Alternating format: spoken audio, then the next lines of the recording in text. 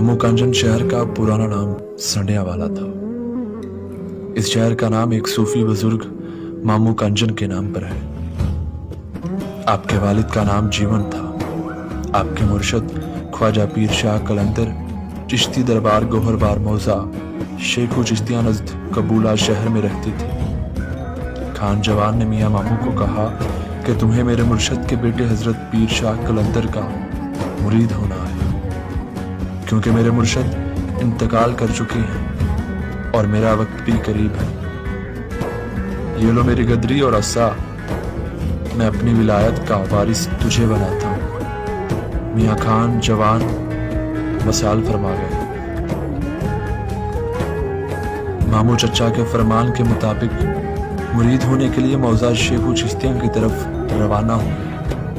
चचा की निशानी गदरी और ढांगी साथ थे। हजरत मियाँ मामू इस दौर के बुजुर्ग है जब मुगल जवाल पजीर हो रहे थे।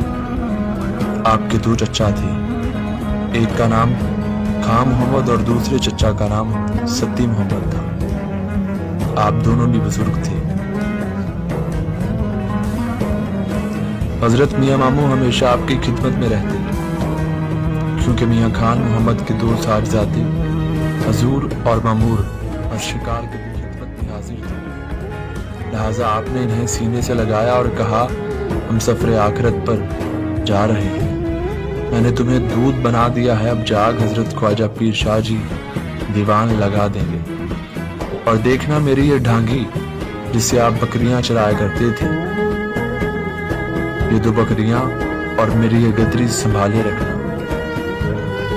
इतना कहकर आप वसाल पा गए और ऐसे ही ये शहर आबाद हुआ।